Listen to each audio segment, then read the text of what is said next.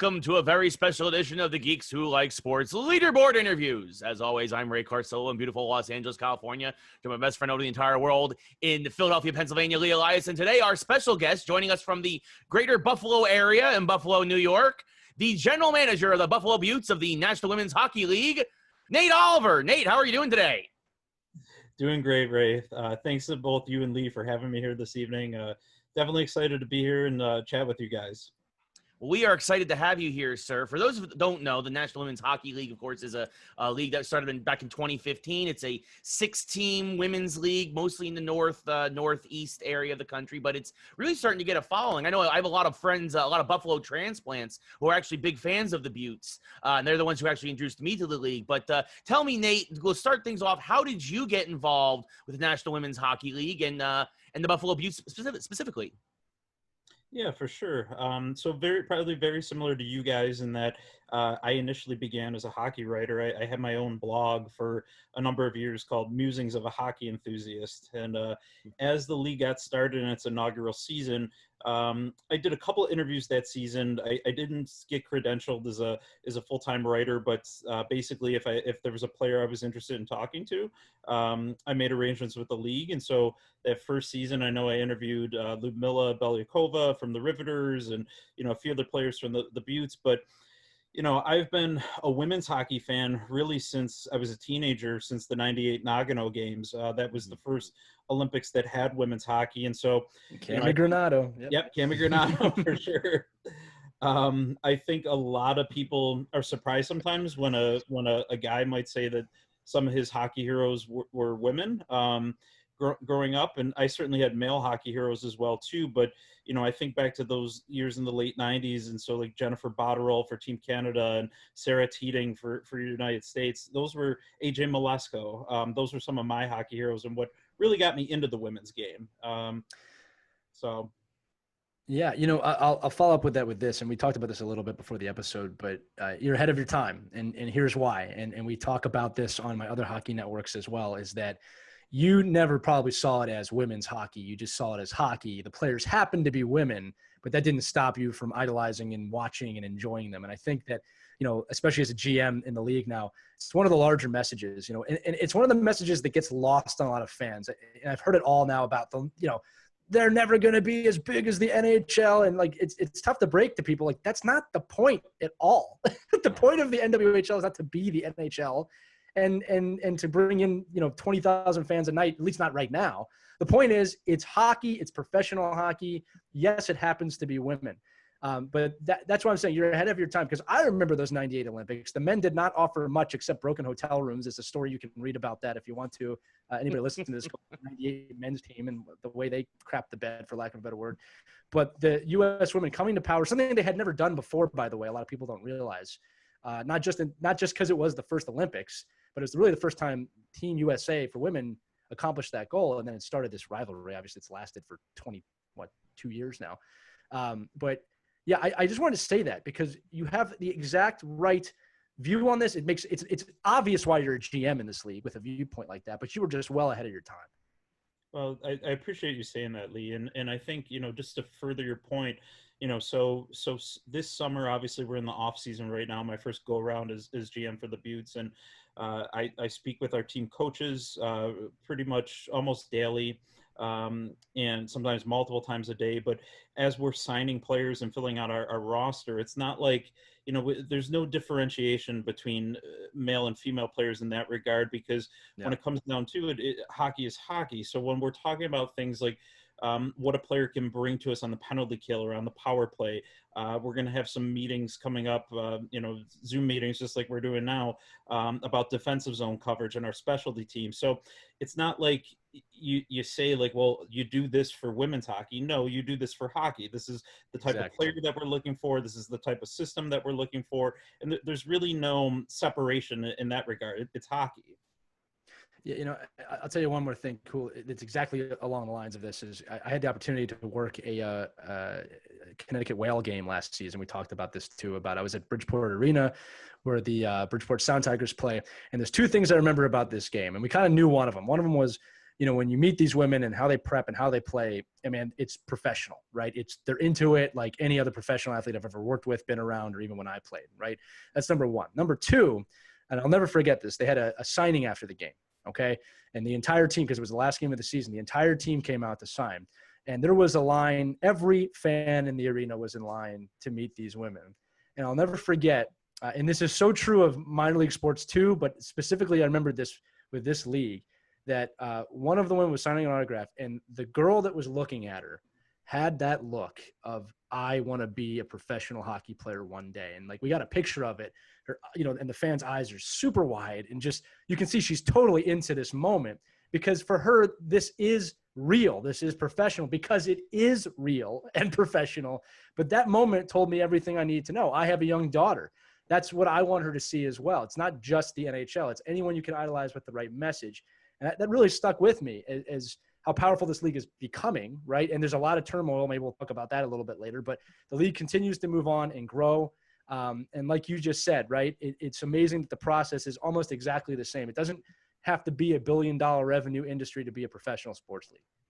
No, and that's one thing, and this kind of scales back or goes back to what Ray's point was, and about first getting into the league and supporting it, is that one thing that really turned me on to the NWHL from the start is just how tangible the league is.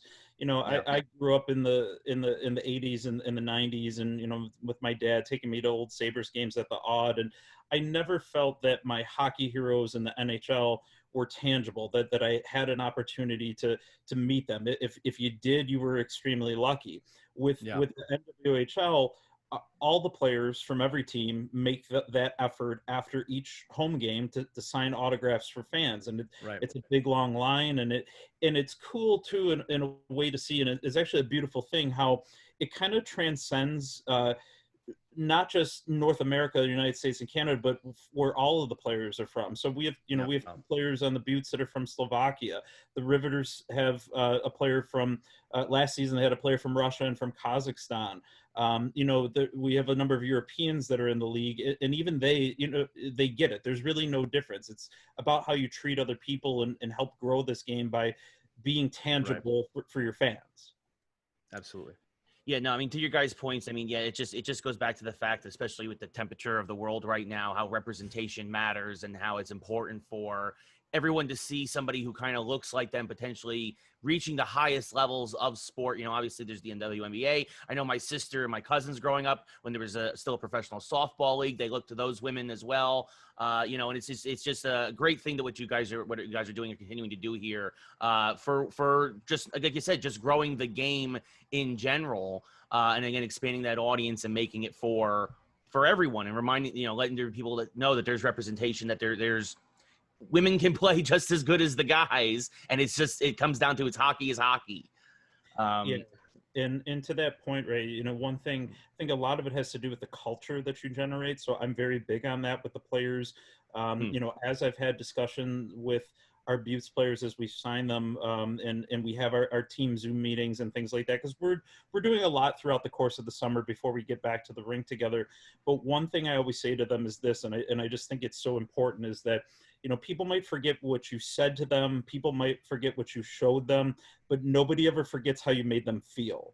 And if you make somebody feel valued and appreciated, it just leads to a winning culture and a positive atmosphere for everybody. Yeah, absolutely.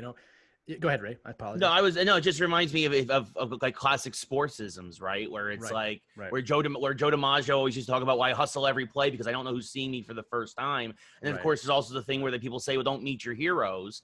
And it's because sometimes, and I'm sure we've had those experiences where sometimes you get to meet that hero, and for whatever reason, they're having a bad day or whatever, and that mars your image of them for forever. So the fact that you're trying to build this positive atmosphere and this positive culture, again, speaks to how important this league is to a lot of people. And I think, in my opinion, you guys are doing it the right way. So thank you, Ray. That means a lot. I'll say this too, and then we'll move on to kind of more about the season. But as men, it's always easy for men to kind of look at it through our own eyes. You know, we don't realize that women don't always get to look at other women the same way we look at Joe DiMaggio or Wayne Gretzky or whoever. You know, that's just kind of been the commonplace. You know, my wife, who I adore, is a doctor, and she came from nothing. She did join the military. She did everything she could to be a doctor. I look up to my wife, but I'm also very conscious of, I have a son and a daughter that look up to her, and there's other female doctors and male doctors, but people who are told, hey, you'll never do this.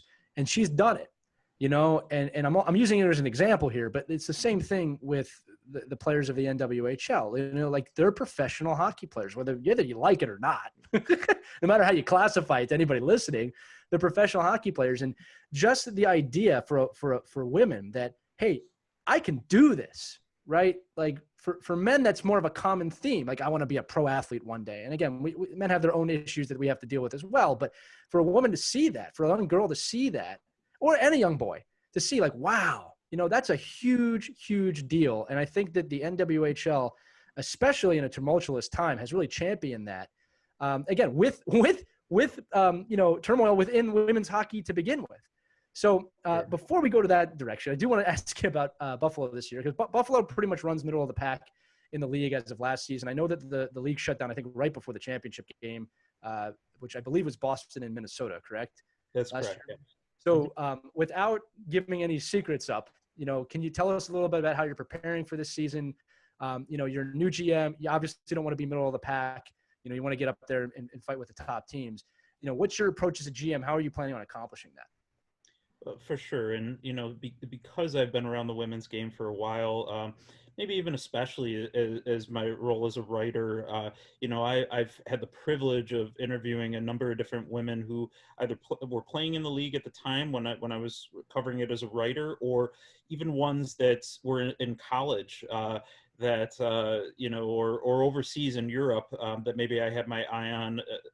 You know, for example, MJ Pelletier, who's one of our assistant captains on defense. I've known her since she was a sophomore at University of New Hampshire, and lo and behold, she ended up signing with us last season, and she's back again this season and is going to be another one of our captains again. So there's players like that I've certainly had my eye on. And then, you know, living in Buffalo, being born and raised here, a lot of the local players that have gone on to have success. And we had 6 players on the Beauts last season that were Buffalo natives. It's certainly, I have familiarity with them as well too. And that's helped kind of sculpt, ahead of me assuming this role, what I wanted the team to look like. But obviously it's a lot more than that. I talk with our coaches regularly. Pete Parham, who's our head coach, he's back with us again this season. Previously, he was the head coach for Switzerland's women's national team for a number of years. So he really knows the women's game as well. We recently promoted Rhea Code, who was an assistant coach for us last season. She's an associate head coach this season for us as well, too. So you speak with both of them. They're great hockey minds, and we knew what we needed, what we wanted to do to make improvements for this go around. We always feel that there's room for improvement. I think we pinpointed as being the place that we most substantially needed to improve upon was our defense. We had given up the most goals in the league last season, you know, and that was certainly tough to go row to hoe. But, you know, we made some major signings on defense already this season, and we have our defense full between returners and new talent that we scouted, and including a couple of rookies that we signed as well, too. So I think that was the most critical area that we needed to improve upon was our defense. And I think we've also managed to bolster both our goaltending and our forwards as well. So I'm very happy with the signings that we've made, but you know, and we still intend to make a few more. So I'm not entirely finished with sculpting this roster, but we're very proud of what we've done so far. And each move we've made has been extremely deliberate. Very cool. It sounds like you sound like a hardened veteran GM there with your deliberate moves. But that makes me to our next question, which is you're very young to the GM game. You actually was the community manager before this for the Beauts. Talk about that transition for you personally from handling the community to becoming a general manager and really now being the guy who's moving all these chess pieces and trying to get the team to that shape to hopefully contend for a championship. Yeah, for sure. So probably around this time, well, maybe a little before this time last summer. So a little more than a year ago, the league had approached me about being involved with the team directly. I had been the league's beat writer, assigned to cover the Buttes for a couple seasons prior to that, and I wrote articles and interviews for the NWHL website. But I have the advantage of being born and raised in Buffalo, so I certainly know the Western New York community here and kind of the lay of the land, so to speak. I'm very proud of my Buffalo roots and having lived here all of my life. And so I kind of knew what Buffalo had to offer, whereas, we look at the team that we had last season and we had such a wonderful group of players. We really did.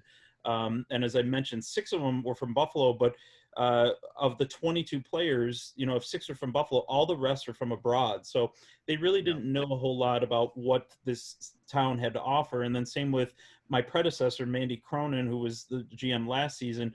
She was born in Ohio, spent a lot of time in Maine, currently lives in Toronto. So never really spent time in Buffalo, and same with our coaches for the most part, other than Rhea Code. So I was approached knowing that I was somebody that was passionate about the Buttes, but also knew the area. So what we tried to do was, and we were quite successful at it, was have at least one large community event where we got the players immersed in the Buffalo community and really seemed to make a difference. So we did things like we visited Children's Hospital and brought the kids stuffed animals. We were at the Great Pumpkin Farm at Halloween time, signing autographs and wearing our Buttes jerseys. We were at Santa's workshop at the Buffalo Botanical Garden. So we tried to do one big event each month, and it was just great to see how much the players got behind it as well. So none of the events were mandatory. So the players that partook, and all of them did at one point or another, they did that of their own accord. And I think that was a true testament to their character and their professionalism. So aside from that, just getting the players involved and immersed in Buffalo, I was kind of also a de facto assistant GM last season. So I did handle a lot of the game day operations and assisted with that. There was a couple of times that I served as a proxy GM when we would do road games that perhaps Mandy was unable to make. I really had a opportunity to kind of dip my toes in the water and get a little bit of experience under my belt. And I think if I had to hazard a guess, and just from some of the conversations that I had with the league, is they saw what I was capable of. And outside of hockey, I'm also an associate director at the University of Buffalo. So I have the management background as well too. So it all kind of culminated into a great opportunity. And if we're being frank about it, a dream come true. Yeah, I was going to say, I had the opportunity to be a GM of a college team for 2 years. And there's really no way to quite describe the feeling of being a GM, to kind of play the orchestra. And I always say there's kind of 2 ways to do it, right? There's these GMs that are very cold towards the players and very calculated and make moves. But the way I did, and I'm getting the feeling that you're the same way, was I loved the connection with every single person on the team. I was very upfront with people. I mean, players knew that people come in and out. But there's just no other feeling to really quite describe that. And the understanding, too, that, the players play the games and, the talent on the ice and the coaching, like everybody has their role. But to kind of, I don't want to call it puppet master, but to kind of oversee all that, it's a very special feeling and very hard to describe. Would you say that? Yeah, Lee, I would agree with you completely.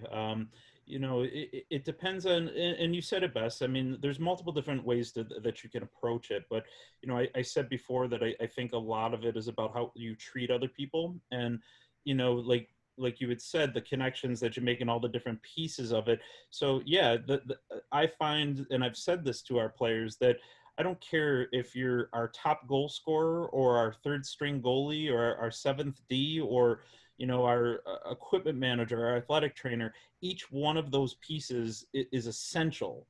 Right. And I know that could have a tendency to sound cliche, but I mean it genuinely and sincerely, that everybody has a role for this hockey club if we're going to have success. And we need those ingredients and we need them to fulfill that role if we're going to win a championship. So yes, Absolutely. exactly. You want to make sure it's a Yeah. positive experience for them, but we want to win a championship for Buffalo.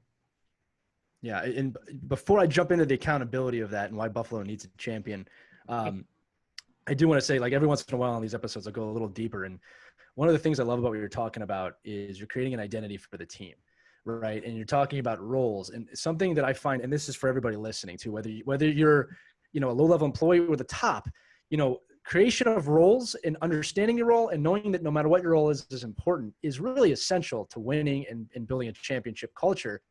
And I always tell people it's a real kind of simple concept. If you don't know your role, can you imagine going to work and not knowing what you're supposed to do each day? Imagine just going to your job and not having any clue about what you're supposed to do each day. That's the equivalent of not having a role. And then also the understanding that your role is important. There's this really quick story. I don't know if you've ever heard this one about JFK when he went to NASA in the early 60s. It's a true story. It's documented. He went up to a janitor and he asked the janitor, what are you doing here? And he says, I'm working to put a man on the moon. And because the janitor knew that he might be sweeping floors, but he's part of NASA. He's part of this overall, drive to get to the moon. And obviously in hockey, it's winning a championship and creating a culture. So before I move on off the NWHL, I do have to ask this one more question. So, and again, you don't have to go into this any deeper than you want to. One of the things about the NWHL and Danny Ryland and the way this league has grown is there is a separate entity now of, other women that are touring the country with a top level, I guess, tournament from here to there. One of the cool things is that the NWHL, in spite of that, continues to grow. I think the response to that has been really well done of like, hey, we're not competing. We're growing the game. We're all trying to grow the game. There's going to be a team in Toronto next year, which is immediately going to become an arch rival of yours, I'm guessing. But the league continues to grow.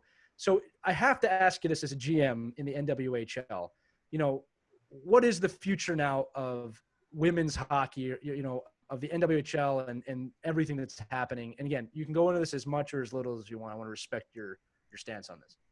Yeah, for sure. And no, it's an excellent question to ask. And, I think that that's one thing that we can all agree upon, no matter if you're passionate about women's hockey and you care about the game and the sport, that we all have to agree that it doesn't really matter, I guess, what avenue you pursue, as long as you're a proponent of it and you're pushing for it. And because ultimately we all want the same thing, right? We want Absolutely. our players to be able to have a professional career, not have to work so hard. We all know that the majority of the players work additional jobs outside of hockey in order to make ends meet. And that's an incredibly hard thing to do. And even the players that we're signing right now have made sacrifices in order to play for Buffalo, in order to relocate here and things for that. And I know that the experience is the same for the other teams in the league. I always tell players too, and I mean this sincerely, is that you need to do what is best for you. And everybody does, because ultimately that's how you're going to be happy. And, Right. in addition to the players that I've signed this season, I've had conversations with, at least twice as many more, if not more than that. And people forget too that, it's not just the NWHL and the PWHPA. I mean, there's other avenues that players pursue. A lot of them look at Sweden, right? And the huge league out there. Yeah. Oh yeah, and the SDHL is some of the best talent in the world. And I have friends and colleagues that's either play over there or have coached over there or are GMs over there. Same thing with Finland. I don't think, to the untrained eye, I don't think people realize how many women's leagues there really are throughout the world. And, they're of all different calibers, but ultimately we all want the same thing. And our players too, they just want to play the game. I think COVID and the pandemic certainly threw things for a loop for everybody. So we're all trying to figure out how to navigate these waters that we're in the midst of a pandemic. But in the essence of it is we have players that just want to play the game, right? So I think because that passion is there, and you mentioned at the beginning of the call things like the U.S.-Canada rivalry at the Olympics. Those are all wonderful things that we can build upon in the women's game and just continue to see it grow. So, the NWHL is here to stay. I'm extremely proud to be a GM in this league, and I love what Danny Ryland has done. I communicate with her regularly and the other GMs. Yeah, and tremendous commissioner for sure. Oh, they've just been fantastic. So, it's a wonderful time to be involved in women's hockey and just watching how it is going to grow. Absolutely. Well, listen, I'm not going to wish you best of luck on the season because I don't believe in luck when it comes to sports. All right. I think players make their own luck, but we will definitely be keeping an eye on the Buffalo Beauts this season as you move forward, and we'll have to have you back regardless of the outcome of the season. Hopefully you're on top and we can talk about that. But one thing I do want to talk about, and I am transitioning here, we got to talk about Buffalo and sports in Buffalo because when you look at Buffalo, it's not just bad weather and wings, right? There's the Bills, there's the Sabres. And then another thing, I don't think people realize on a broad scale how close Buffalo is to Toronto. I mean, it's extremely close. It's within an hour, correct? If I'm not mistaken. Little bit more, but well, depending on if you hit traffic, it can be 3 to 4 hours. Yeah. So here's the thing, though. It's closer than most other sports teams realize. So when you look at Buffalo Sabres versus Toronto Maple Leafs, two teams that are in hell right now. Or the Bills, like it's an amazing sports city. And again, a lot of people don't realize how passionate the fans of Buffalo are for the sports team. So you grew up there. So let's talk about the Bills and the Sabres a little bit. The Sabres are a really interesting team to me because I grew up a Philadelphia Flyers fan. Ray grew up a New York Rangers fan. And we remember the late 90s, early 2000s Sabres, especially Rangers fans, because the Sabres just would not let the Rangers get to the Cup final no matter what. In the second round every year with Danny Briere and and Chris Jury. Yeah, keep going into detail. Yep, they just never listen, Nate. They never got there that time period because of Buffalo. No, but here's the thing, and the team has just fallen on hard times, and it's a team that should be better than they are. Absolutely should be better than they are, right? So tell us your thoughts on the Sabres, having been a fan your whole life. And then we will transition to the Bills because we have to talk about them too. Yeah, for sure. So, with the Sabres, yes, to your point, I mean, I was born in 1980 and, at a very young age, my dad got me into the Buffalo Sabres and taking me to games at the Odds. So, I've really followed them all of my life. It is tough to see the straits that they're in right now. And I mentioned to you, having hockey heroes growing up. So certainly many of my hockey heroes included, Pat LaFontaine and Alexander McGillney. And oddly enough, my wife and I have a pet rabbit whose name is McGillney. We named him. You didn't name him Pekka? You don't have a pet rabbit named Pekka? No. But yeah, I mean, it's tough. And especially you mentioned the time period that you did, you think of the Sabres made it to the Stanley Cup final in 1999. And, I was 19 years old and remember that very clearly. And, to figure a team that's been around for 50 years and has only been to the Stanley Cup final twice and never won. And then, you mentioned the Buffalo Bills too. And of course I was old enough and watched the 4 straight Super Bowls. So, this city is dying for a championship, and the Beauts were able to do that, back in 2017 and bring the Isabel Cup to Buffalo. So that certainly, means a lot to the Buffalo community. But I think it would just, floor people if the Sabres or the Bills ever had an opportunity to bring home a championship. I think the place would just explode. I don't think people could really handle it. I know how you feel being from Philly. Trust me. Go ahead, Ray. Yeah. So I was going to say, so put your GM hat on for a second. What do the Sabres have the number 8 pick this year in the draft after a weird lottery? What are you, to say the least? We're not going to get into the lottery system here, or this will turn into a 3-hour podcast. But that's okay. We can do that. I like hockey. Go ahead. But what do you think your Sabres should use that pick on? What do you think is their biggest weakness right now, and what is keeping them from getting back to the playoffs and getting that over that hump? It's funny because I think you could make an argument for nearly any type of position, right? I would almost in some ways equate it to what I was saying with the Beauts, is I think that you can improve in all areas.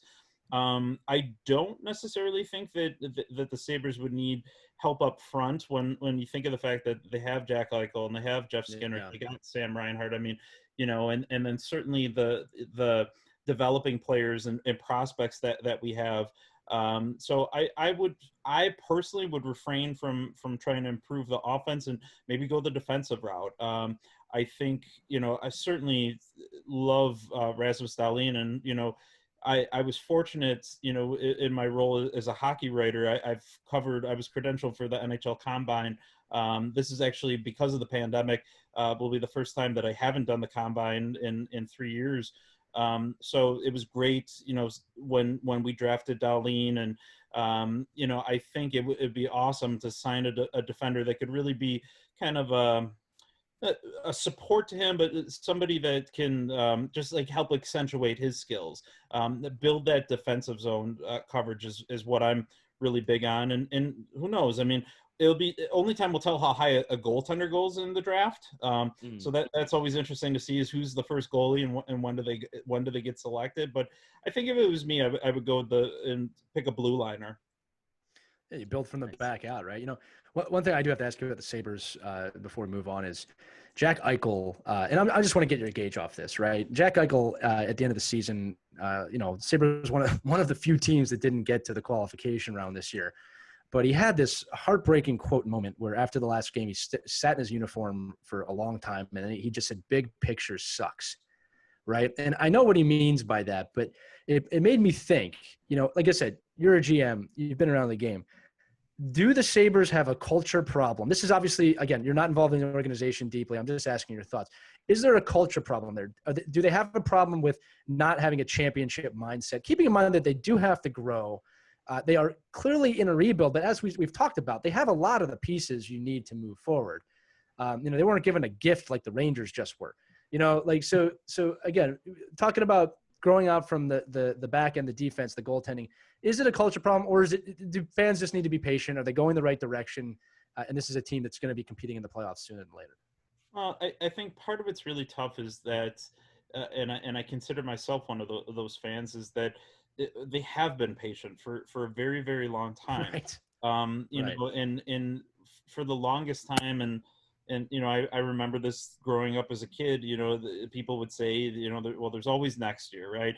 And eventually that expression became old because people are tired of hearing it. And, we've made major signings and very successful draft selections when you think of a Jack Eichel and a Sam Reinhart and a Rasmus Dahlin, and especially, even in addition to them, the other players that we've drafted from Sweden, and, we have a really nice crop of talent. I think a lot of it has to do with maybe role players, right? So, right. We talk about everybody's value on a team and what they bring to it. They don't have to be a 50-goal scorer. They can be maybe somebody that pots 5 or 6 goals a year, if that. But if it's the right personality and the right demeanor, that permeates throughout the rest of the team. And that's something, like I said, that I'm really big on from a GM standpoint, is you want the right attitude in the locker room. And I'm certainly not privy to to what the Sabres locker room is like, and I wouldn't pretend to be, but if you're running into issues where talent alone is not able to get the job done, then you have to start looking at other advantages, and those advantages come from how well of a culture you have. So I think you try to find those ingredients, and that you do the best you can, and you try to make it work. And only one team can win the Stanley Cup every year. That's right. It's hard. It's hard to do. I always tell fans that it's really hard to win. When one team does it, it's really hard to do it. Yeah, and I think, all right, so you mentioned you're a Flyers fan. I mean, they have 2 Stanley Cups in their history, and you think they've been to the finals multiple times beyond that. But yeah, only 2 times in 53 years or thereabouts. Yeah. So it's crazy to think that, but when you look at the chances, and I'm sure experts smarter than me could figure it out mathematically. I mean, what the chances of each team winning, it's tough, and you got to kind of accept that. So it's a difficult balance to have between expectations as a fan and wanting your team to win versus what the reality might be. Right. Well, and that's why it's so obviously it's such a monumental moment when you do have a team that finally wins, because it's in NHL and NFL, it's 1 out of 32, right? That's it. It's only 1 out of that, and it's not easy. for sure. But here come the Kraken. yeah, I was gonna say, yeah. I mean, we want to briefly talk. What are your thoughts on the Kraken, on the 32nd expansion team now here in the NHL? They just officially the Kraken, and they'll be before we know it, it'll be an expansion draft. Never mind the regular draft. Well, it's funny you asked me that because I love expansion drafts. I really do, especially for hockey. I'm always curious to see, what players are going to get picked. Who are they going to take from my Sabres? You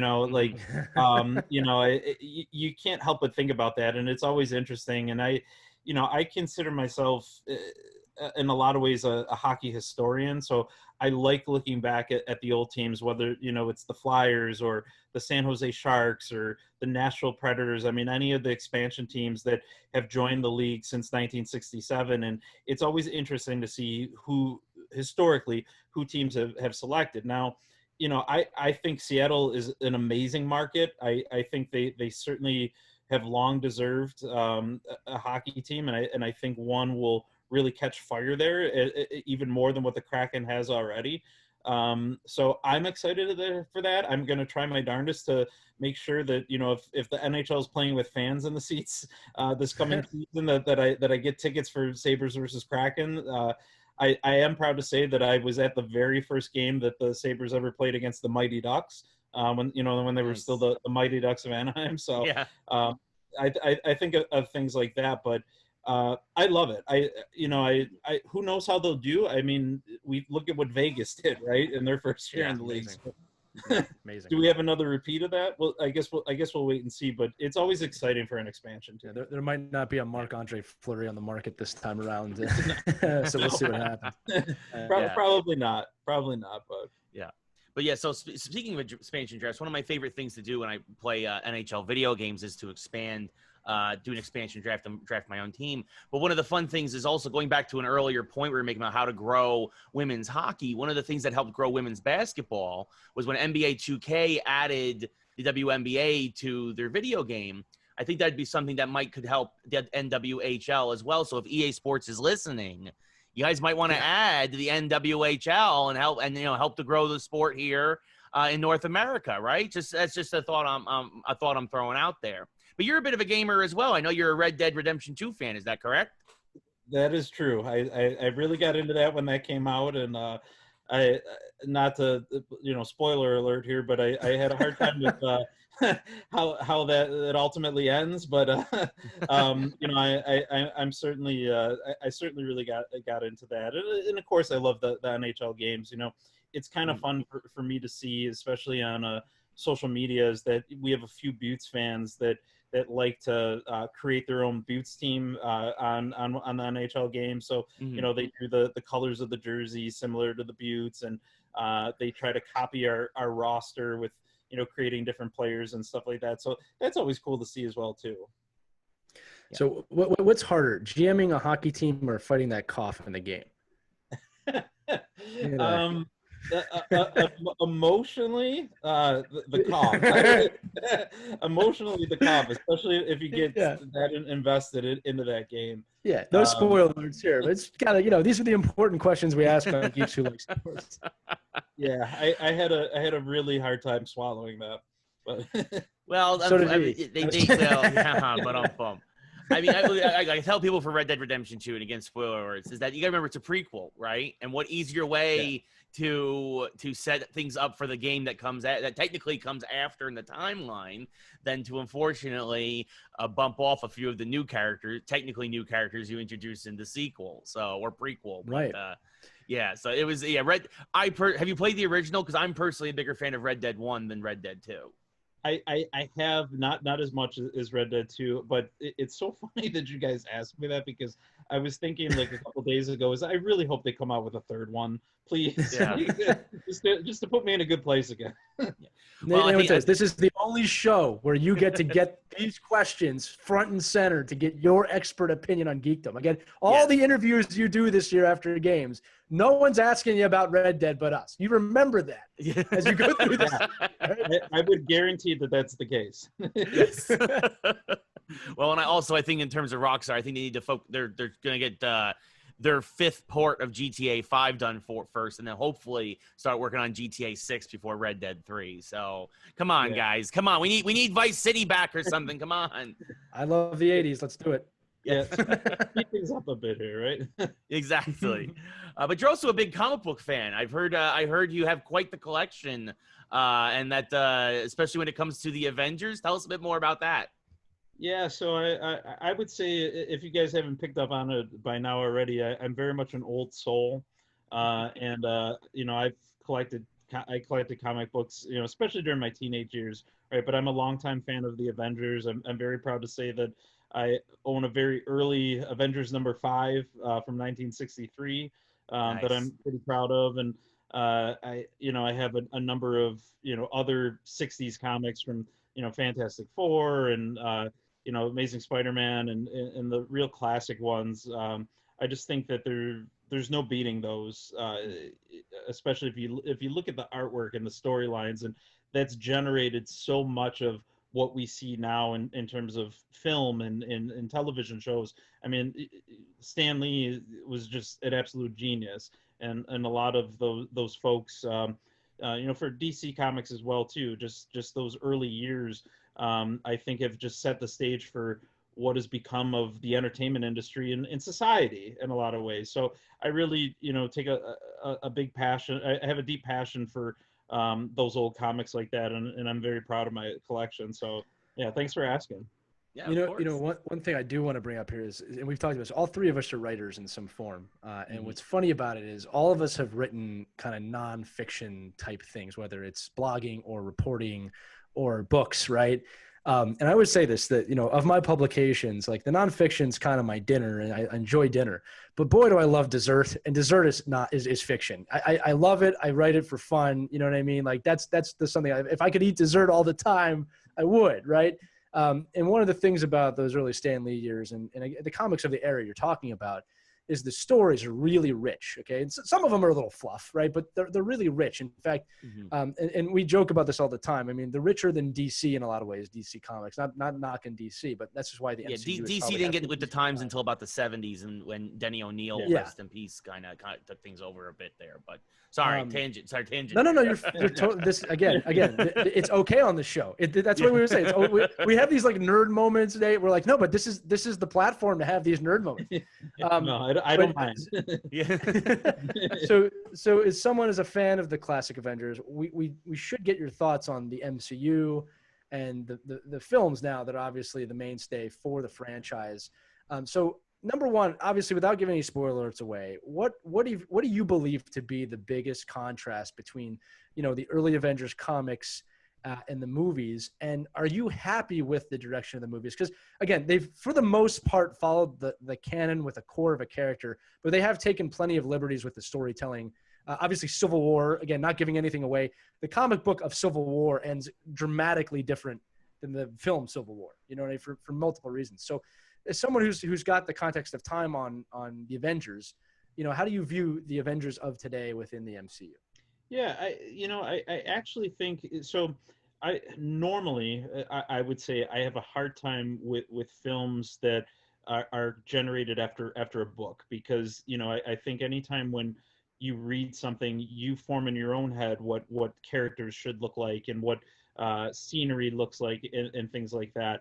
Or maybe comic books have the edge is that because there's so much in the way of pictures and artwork, the two fall more in line in terms of what you're seeing and what you're reading by the time that it hits film. So I actually think the Marvel films, you know, over the past number of years, I think they very accurately depict what is seen in the Avengers, let alone the other comics. You know, you talk about like Ant-Man or Doctor Strange, Thor, and I know that there's certainly crossovers between all of those. So I do think it's a very accurate depiction. I also think in terms of actors and actresses, I think they did a fantastic job with the ones that they selected for each role. You know, and I think it's true too. Like, all right, so we'll look at the example of the Incredible Hulk. If you look at those early Avengers comics and then the Hulk throughout the 60s, 70s, 80s, I mean, that character has developed and been adjusted, and and has changed from at times very intellectual to other times just only able to put a few sentences together and that sort of a thing. So I don't think any variance from by the films from the comics has done anything detrimental or disrespectful to the comics, and I think that's a tribute to the film creators and how they've been able to do that. I think that's very rare. I mean, does that count for this film? Because this is an earlier film, in which he doesn't really fight anybody. But they got most of this. No, I'm just kidding. I happen to have them on my desk. It happens from time to time. I have action figures on my desk. We won't discuss what I do with them. Playing Ray does that in my other episodes. Anyway, go ahead. Yes. I apologize. No, it's fine. But yeah, I do think just to reiterate, I do think they've done a very respectful job of honoring the original comics, and I think that's what I meant to when I say that that I'm an old soul, is that you want to be respectful of those that came before you, right? No matter what it is, whether it's sports, whether it's comic books, film, music, you can take it any way you like, but I think a lot of it does come down to honoring the founders, the originals that did it, and I think the films have done a great job of that. So so now we have to put you on the spot. Who's your favorite Avenger? We have to put you on the spot. All right, so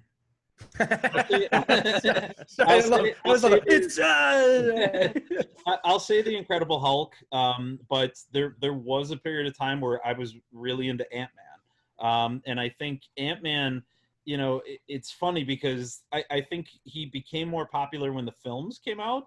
I don't think that was a very much thought after character for many years. But certainly for me, like when I was, I don't know, 11, 12 years old, I was big into Ant-Man. And by that point, of course, if you look at the comics, Dr. Pym has changed, had multiple different characters that he was. And so it was very hard to find much in the way of Ant-Man in the 1990s. You really, and I think in some ways that caused me to delve into finding older comics that, I could enjoy those storylines. So speaking of Ant-Man, actually, that's funny. That reminded me of the new video game that's coming out in a few weeks from Crystal Dynamics and Square Enix. And Ant-Man's gonna be the first major expansion, or the addition of Hank Pym, I should say. I mean, they've also announced Spider-Man and other characters. But are you excited for that game? Have you been paying attention to that game at all, or? I gotta be honest, I haven't. I mean, that's news to me. So you'll have to fill me in more about it. I mean, it sounds like it would be up my alley, but it's not something I'm familiar with. Yeah, it's a new game coming out in the next, I want to say in September, that will be I think it starts off, the base roster is Thor, Hulk, Iron Man, Cap, and Black Widow, and then over time they're going to add characters. Hawkeye's been announced as an addition later on, and Spider-Man and Hank Pym, I think, have been the three. Oh, and the new Ms. Marvel, Kamala Khan, I think her name. She's the polymorph who can kind of like Mr. Fantastic, stretch her body and grow to different sizes and whatnot. She's also gonna be part of that start base lineup. Because the idea is basically the Avengers have been disbanded, and this diehard fan who's Ms. Marvel, who has these amazing powers, is like, no, you have to come back together because there's this thing happening, and I'm only just stretchy. I really can't do it by myself. I need the Avengers' help. And yeah, so it looks like it's gonna be a lot of fun. Actually, a lot of people are loving the demo that is out now. But yeah, So now that you have a general gist of it, I could probably fill you in even more details. But again, want to try and keep the time, keep an eye on the clock for you.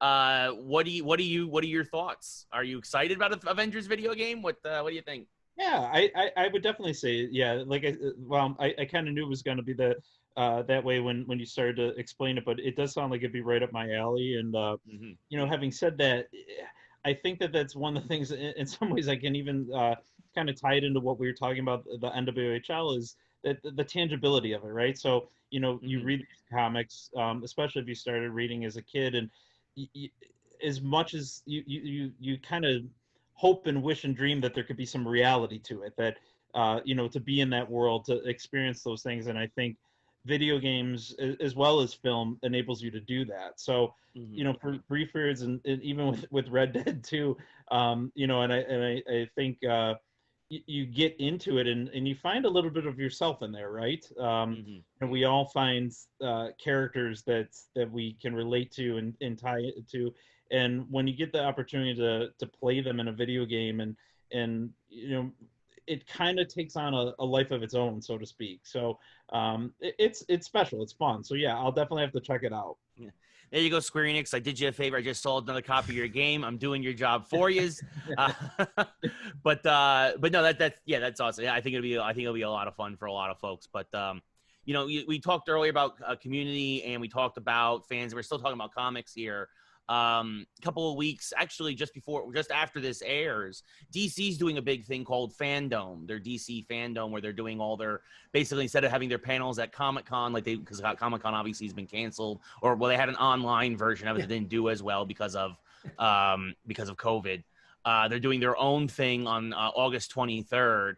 And kind of doing the similar thing where all their panels and whatnot. Are you a fan of the idea of the virtual convention or the con, or did you ever go to a lot of comic conventions as a kid? Tell us about your comic that experience with that.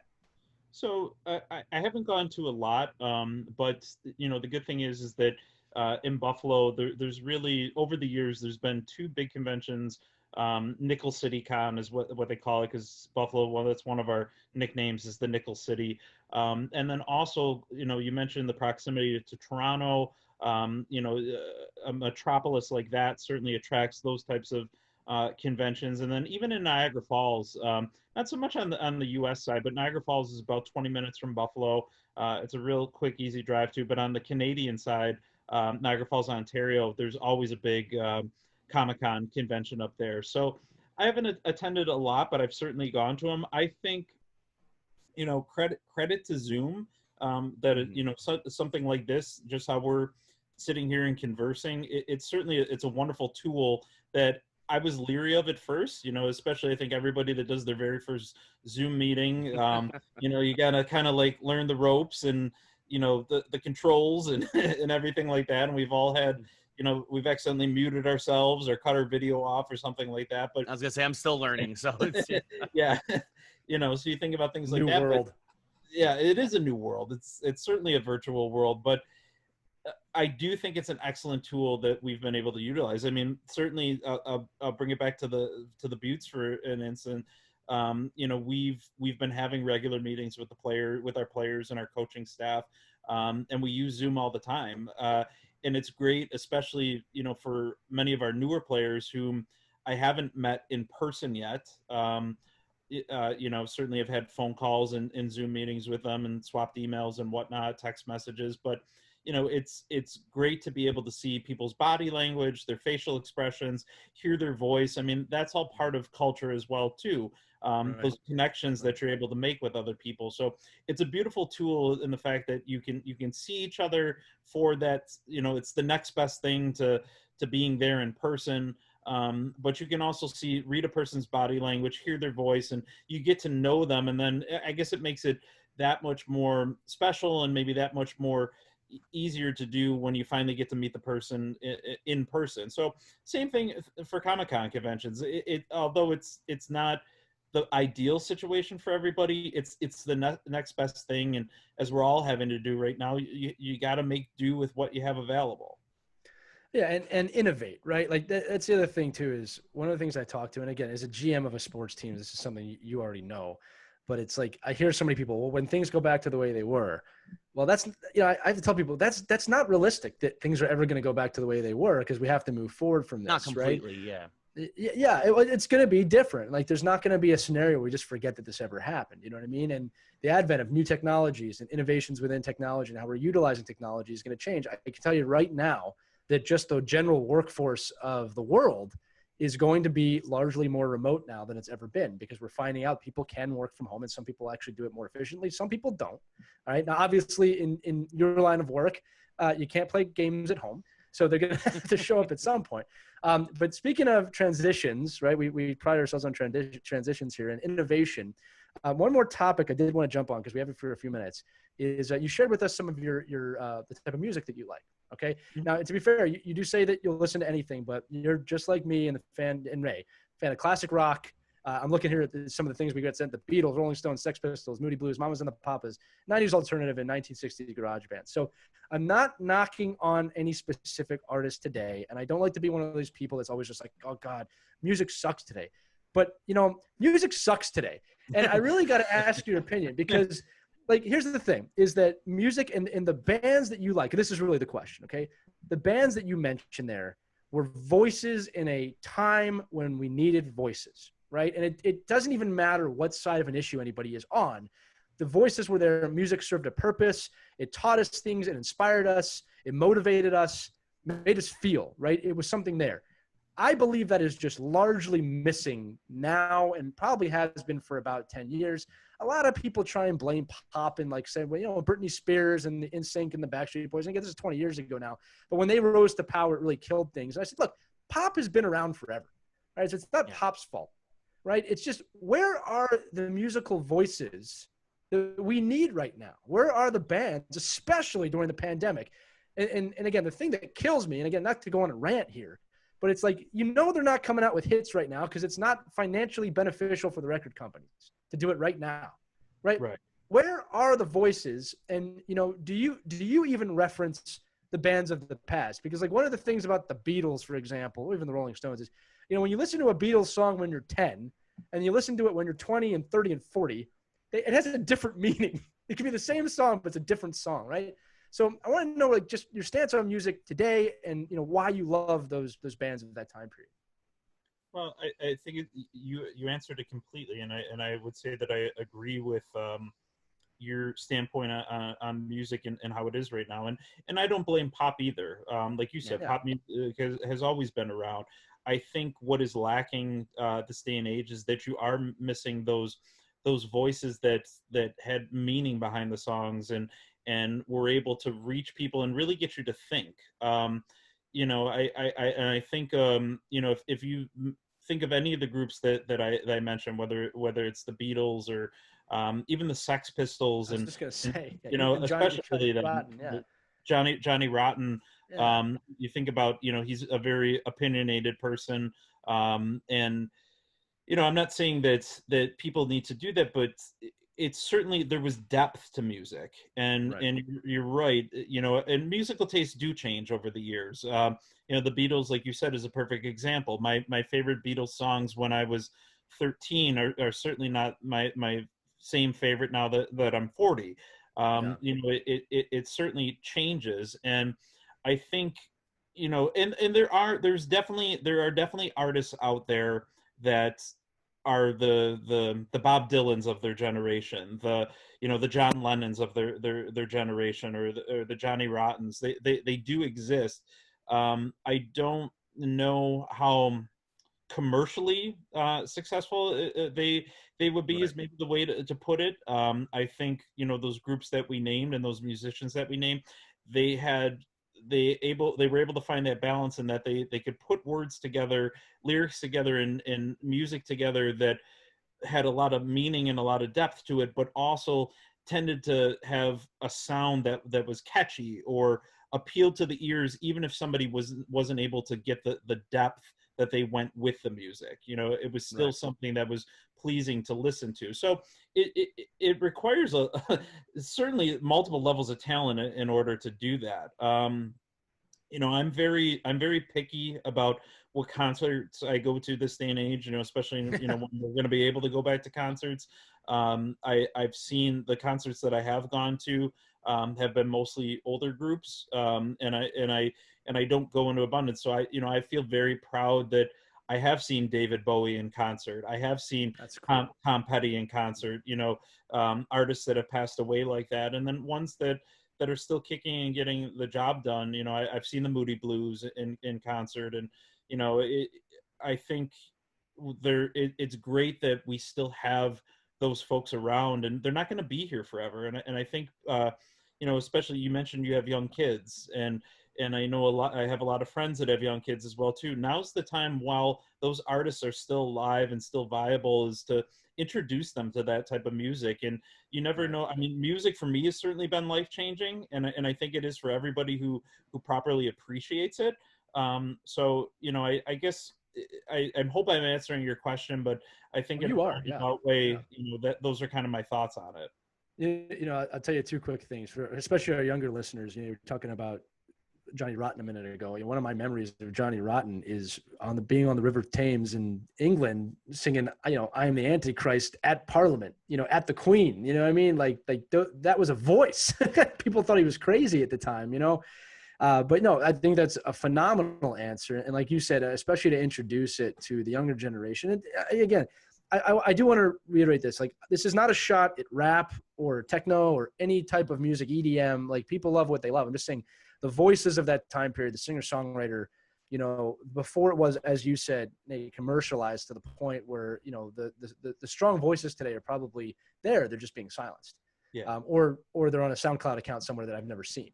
You know what I mean? So, or there's not as many of them. Like, to mention, like, you rap, like, I mean, obviously you have your Jay-Z's, your Eminems, you have those guys who do resonate with a lot of people, but it feels like also, I think that there's, in a way, it's also much like many things in the world, there's everything's oversaturated.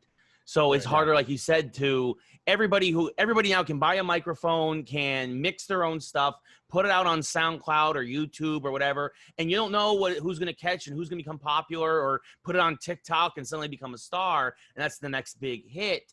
And so these voices, like you guys said, I think are out there. Although, again, a few have risen above the cream of the crop, have risen to the top, to quote the Macho Man. But there's so many people out there who now have the tools, not necessarily the talent, but they have the tools, and it kind of creates this, like, it's kind of like a white noise almost that's hard to find, or for those voices now to cut their way through. It's true. Yeah, I would agree.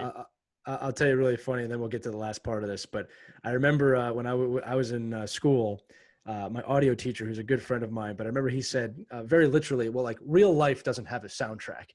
And I remember that me and my friend were there, and we're all three of us, music has affected our lives. I remember he just shouts out, "Hey, speak for yourself." I'll never forget that, because we knew what he meant. Everybody knew what he meant. All right, before we close this out, but one of the things we do on this show is called a mashup, and it's a little bit of putting you on the spot, but you'll enjoy this. And basically what we do is we find a way to mash up sports and geekdom together. Now, this is one of the more popular mashups and we typically do ask this of hockey people. It's actually the first mashup we ever did. But, sir, if you could take one Avenger and put that Avenger on your hockey team, who would it be and why? Oh, gosh. The starting for the Buffalo Beauts is – I know you got to think about this one. It's not – I'll talk for about 5 seconds just to let you think about it for a second. But we'll buy you some time. Yeah. Again, you got to think about who are they? Why are they going to be there? What's the position? And we disqualify Deadpool. And I'm actually going to disqualify the Incredible Hulk because, honestly, the defenseman – I mean, too many penalties right away. And goaltending, it's not fair, right? We talked about he'd be in the box, he'd be kicked out, suspended. No, for sure. The Oglethorpe of the league right there. That's my choice, the Hulk. No, you know what? And I, as soon as you said it, I had to think in my head. All right, I can't pick the Hulk, but he's got to talk. He can't communicate. No, exactly. It's actually not that hard. I would actually go with Black Widow. There you go. I think of and here's my reasoning why. I would say the perfect combination of agility, dexterity, smarts. She's kind of the whole package and has a lot of characteristics that you'd want to have in a hockey player. So I think she's Russian. Yes, yeah. Exactly. I mean, you can say that Romanov comes down the left side of the net. Romanov scores. Yeah. So and Russians definitely seem to have a mystique to them especially in hockey. So, I would say, it's got to be Black Widow. I believe Black Widow actually made both of our rosters. I think Gamora did too, but I think Black Widow, Ray, I do remember we both had her on our team in some form. Yeah, I think so too. Very nice. Oh, awesome, Nate. Thank you so much for your time, sir. We really do appreciate it. This has been fun. When, like Lee said, when the NWHL starts back up again, we'll have to have you on. Hopefully we can discuss a Buffalo championship at some point. But we really appreciate you. I'm sorry. Go ahead. No, I was gonna say we just really appreciate you having on. I'm sorry, I didn't mean to cut the guest off. Man, Zoom is horrible for this. Yeah, no, not at all. I was just gonna reiterate what you had said that. Anytime you would like to have me on, I'm always willing to talk hockey and whatever else. But thank you both of you guys for having me here. I've really enjoyed this as well too. Oh, thank you. So it's going to be on us to not call you right before a playoff game and be like, Nate, be honest with me. What did you think of the new Guardians of the Galaxy film? Is it good or not?